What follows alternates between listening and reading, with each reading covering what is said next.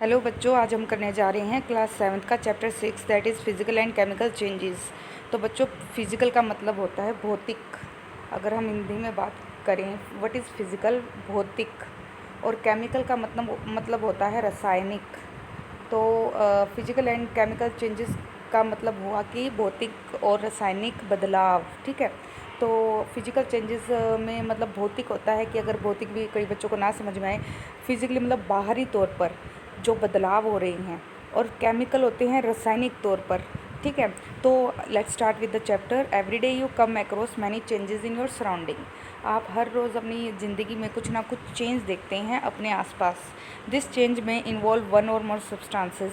और यह चेंजेस ऐसा नहीं है कि अकेले ही हो रही है, इसमें कुछ ना कुछ इन्वॉल्व हो रहा है। कभी एक सब्सटेंस इन्वॉल्व हो रहा है या कभी इससे ज़्यादा। For example, your mother may ask you to dissolve sugar in water to make a cold drink. अब सभी बच्चों ने अपने घर पर कोल्ड ड्रिंक वगैरह बनाई होगी। जैसे लेमन, हम कोल्ड ड्रिंक यूज़ करते हैं, लेमन का जूस निकालते हैं और फिर हम तैयार करते हैं। तो हम पहले क्या करते हैं कि वाटर में शुगर को मिक्स करते हैं। तो एक तरह का ये भी चेंज है, पर हमने कभी इसको इस तरीके से देखा नहीं है। Making a sugar solution in is a change. तो इम्पोर्टेंट है, शुगर का सॉल्यूशन जो आपने बनाया वो भी एक तरह का चेंज है, बदलाव है। समटाइम्स मिल्क बिकम सोर। अब आप देखते हो कि गर्मियाँ हैं, आपको दूध फ्रिज में रखना पड़ता है। अगर फ्रिज में ना रखेंगे तो क्या हो जाएगा, खट्टा हो जाएगा। ऐसा क्या हुआ मिल्क में, ऐसा क्या हुआ कि वो खट्टा हो गया। तो कहीं ना कहीं कुछ चेंजेस आए हैं जिनके कारण मिल्क खट्टा हो गया। तो souring of milk is a change. तो कहीं ना कहीं दूध का खट्टा होना भी क्या है, एक बदलाव है। Stretch rubber band also represents a change. ये मान लो एक रबर बैंड है, आपने इसको स्ट्रेच किया यहाँ से और यहाँ से। जब आप इसको पुल करते हैं तो इसकी जो शेप है वो बिल्कुल बदल जाती है। चाहे आप इसको इस तरह से कर सकते हैं या इस तरीके से 4 उंगली लगाकर इस तरह से बना सकते हैं, तो शेप बदल जाती है। तो वो भी एक प्रकार का चेंज है। Make a list of 10 changes you have noticed around you. तो आपको अपने आसपास होने वाले 10 चेंजेस के बारे में एक लिस्ट तैयार करनी है। जैसे अब अगर आप बात करें डो की, जब हम आटा यूज़ करते हैं रोटी बनाने के लिए, और रोटी जब बनती है तो वो एक तरह से कंप्लीट चेंज है। और जैसे एक अनराइपन्ड फ्रूट है और फिर वो पक जाता है, वो भी एक तरह का चेंज है। तो in this chapter we shall perform some activity and study the nature of this changes. हम सिर्फ इस चैप्टर में इन बदलाव के बारे में ही डिटेल में पढ़ेंगे। Broadly this changes are of two kind, physical and chemical. तो बेसिकली हमने इन चेंजेस को सिर्फ 2 कैटेगरी में रख दिया है, फिजिकल भौतिक, केमिकल रासायनिक। तो पहले आप यहाँ पर एक पेपर देख सकते हैं। तो यहाँ पर वो पेपर सेम रहा है, आप देखो पेपर सेम रहा है। पेपर को यहाँ पर 4 टुकड़ों में बांट दिया गया है। तो ये 4 टुकड़ों को अगर हम पेस्ट कर दें तो पेपर की वही पहले वाली जो शेप है वो आ जाएगी ना। तो ये पेपर पीसेस से आपको एक आपका ध्यान इस तरफ लाने की कोशिश की जा रही है कि भौतिक चेंज क्या है, ये भौतिक चेंज ही है या फिजिकल चेंज ही है, जिसमें आप उसको फिजिकली थोड़ा सा आपने क्या किया, एक कट लगा दिया।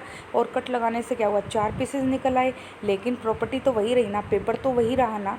तो cut a piece of paper in 4 square pieces, cut each square piece further into 4 square pieces. इस तरह से आप कितनी बार स्क्वायर्स निकालते रहें तो प्रॉपर्टी पेपर की बदलेगी नहीं, पेपर पेपर ही रहेगा। Lay this pieces on the floor और a table so that the pieces acquire the shape of the original piece of paper.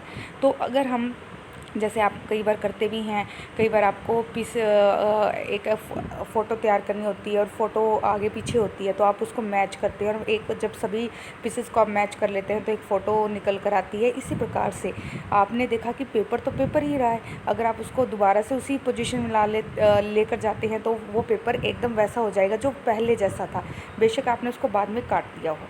तो obviously you cannot join the pieces back to make the original piece. यह बात सच है कि अगर आपने कोई चीज़ काट दी है वो दोबारा मतलब पहले वाली अवस्था में नहीं आएगी, लेकिन उसकी प्रॉपर्टी तो सेम रही ना। But is there a change in the property of paper. मतलब यहाँ पर प्रॉपर्टी में तो कोई बदलाव नहीं हुआ। जैसे आप देख सकते हैं ये पेपर है, यहाँ पर हमने पेपर लिया, इसको 4 भागों में काट दिया। अब इस पेपर को देखिए और इस पेपर को देखिए, इसकी प्रॉपर्टी तो सेम है। वही पेपर किसका बना हुआ है, वही पेपर हमारा वुड का बना हुआ है और इसका कलर सेम है। तो कहीं ना कहीं ये प्रॉपर्टी सेम है, और बेशक इसकी हमने काट कर इसका साइज़ छोटा कर दिया है। हाँ, पेपर को हम जोड़ नहीं सकते, लेकिन फिर से अगर मिला दे तो वो उसी शेप में आ जाएगा।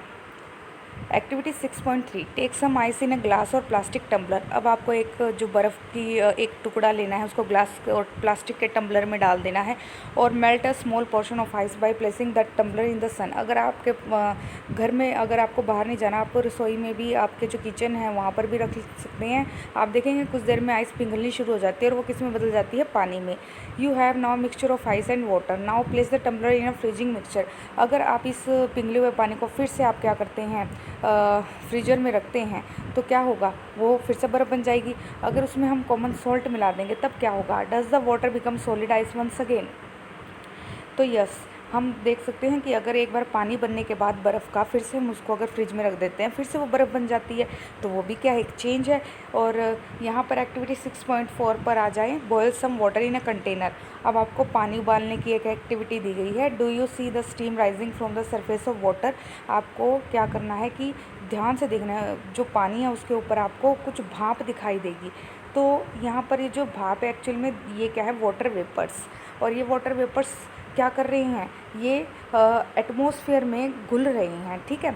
Observe the inner surface of the pan. और अगर आप पानी की अगर आप पानी का अमाउंट देखोगे तो वो टाइम टू टाइम घटता जा रहा है, ठीक है।